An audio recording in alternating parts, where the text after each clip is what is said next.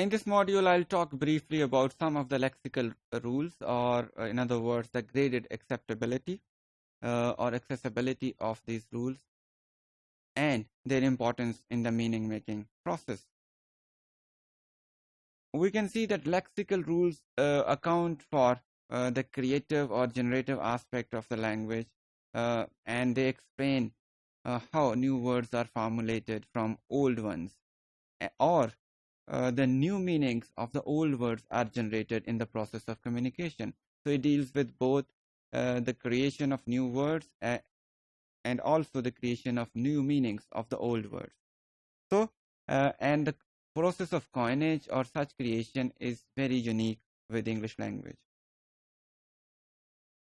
Lexical rules not only explain how new lexical entries come into a lexicon on the basis of old ones. For example, we generate verbs like Googling or Googled from the noun Google. And these verbs are very common these days. You frequently might have said in your conversations, if you're searching something on internet, you say, I am Googling something. So this word has its acceptability in our communication circles.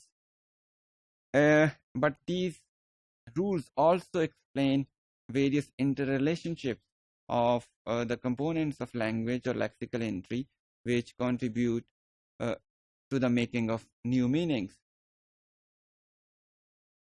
We can distinguish between lexical rules and grammatical rules on the line or on the basis of their limited productivity, because lexical rules may have or may not have equal application to all the concerned elements of language where they are accepted to be applied.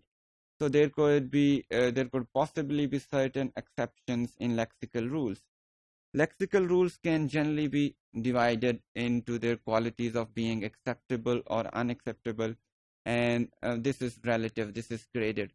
For example, some new additions or meanings are acceptable to the users of the language, some are less acceptable or partially acceptable, and others may be completely unacceptable. And we usually consider such unacceptable additions as wrong uses of the language.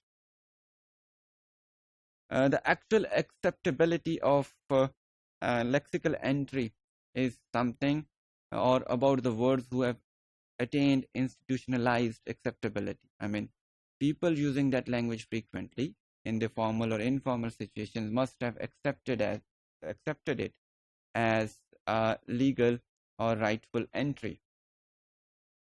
If you have a look at the words which are made by the suffix less, so we have words like hopeless, friendless, and we have word like boyless. In first two words, hopeless and friendless, uh, the words may be acceptable. The coinage of these words, these new words, may be acceptable. But in the third case, where we have word boyless, it seems to be completely unacceptable to the native speakers of English language. So some entries, some formation of new words may be acceptable and others may not be. We have potential acceptability. It's a very special case of words which may be accepted or may not be accepted, varying from the users of language. A typical example of such partial acceptability may be seen in form of the transfer of meaning in metaphors. We have a type of dead metaphor, and it consists of those metaphors which have been used so frequently by the users of language that their metaphoric or symbolic importance is gone, is finished. In such cases, they are used as literal words or words of common use. So, for example, the word hit for a successful pop song, we usually say it's a hit, and automatically comes to our mind that some popular song is being mentioned. So, in such situations, as I said earlier, such words, such metaphors, they do lose their metaphorical ability. So, such words may be accepted and may not be, and people do accept them. with some careful thinking about them. Moving forward to the unacceptability. These are those formation of words or the creation of new meanings which look entirely different to a native speaker, and they may not accept it as a regular part of their language. For example, we use the suffix able with various words like capable, uh, and many other words in English language.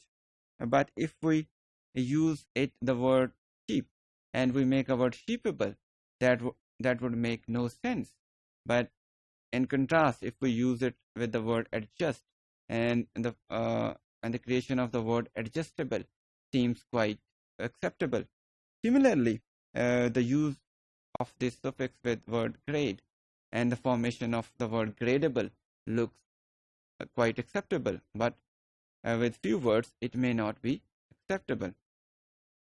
Uh, in in case of these rules, we can create interesting activities as a language learner and a teacher. For example, you create various examples and put them on three grades of acceptability, partial acceptability, or unacceptability. Make a list of examples and then categorize yourself which is acceptable and which is not.